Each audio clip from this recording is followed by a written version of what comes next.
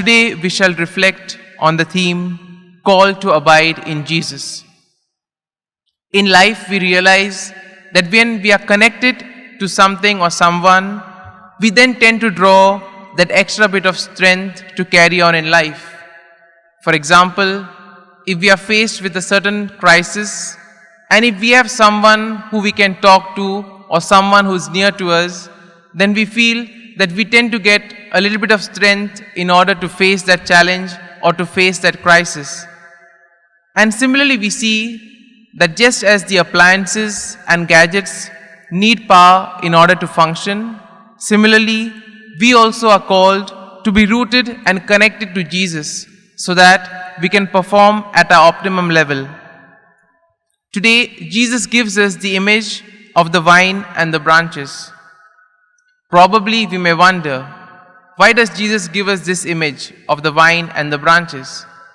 Well, we all know that Jesus was an excellent teacher, and he would take examples from day-to-day lives of the people in order to explain to them the things of the kingdom of God.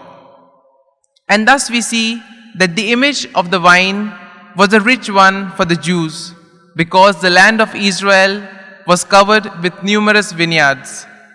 Similarly, there was a lot of reference to the vineyard made in the Old Testament, and we see prophets like Isaiah and Jeremiah constantly referring to them. And thus, as Jesus knew the Old Testament very well too, he therefore makes these references combining the daily life of the people as well as things from the Old Testament. A glance at today's first reading today tells us that how the people reacted, or how the disciples reacted when Saul arrived and tried to be with them. They were afraid of him, and in a way, it's quite natural, because we all know that Saul was all out to destroy the church. And probably, if we were in their place, we too would have reacted in the same manner. But then we see that this Saul was not the same person who was persecuting the church. He had an encounter with Christ. He was able to experience the risen Lord, and thus, by being rooted in Christ, he had transformed his life. And now, he was given the grace in order to go and proclaim the good news. And thus we see that being rooted in Christ had given him the courage and the strength to bravely proclaim the word of God to nations and to people around him. Today's second reading invites us to remain in Jesus. John exhorts us to proclaim the good news of Christ in words and deeds. In these days, we see that we need to be close to others, not physically, but sometimes every small action, every small deed that we do, even words of encouragement, can make a difference in the lives of others. And in a way, we are called and we are presented with plenty of opportunities in our lives in order to make a difference in the lives of others. And thus, this is possible only if we are able to recognize Christ in others. Today's gospel exhorts us to be firmly rooted in the tree of life. And this tree of life is Jesus. Jesus calls himself the true vine.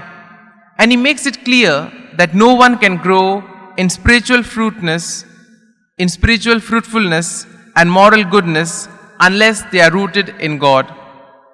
Now we see that religious affiliation and being associated to some spiritual-minded group is not enough.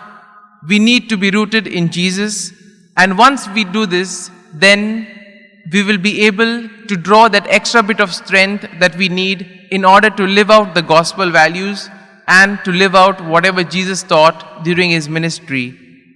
And this involves a certain bit of surrender from our part. We need to surrender ourselves to the Lord and allow him to take control of our lives. And similarly, we see that Jesus gives us the grace to bear the fruit of righteousness, peace, and joy. One may ask, how does the vine become fruitful? Well, characteristically, there are two branches, the one that bears fruit and the one which does not. And we see that the vine dresser will constantly prune the vine so that it bears much fruit. Similarly, in our lives, we too experience pruning directly or indirectly in many different ways. And therefore, we need to be open to what God reveals to us directly or through others around us.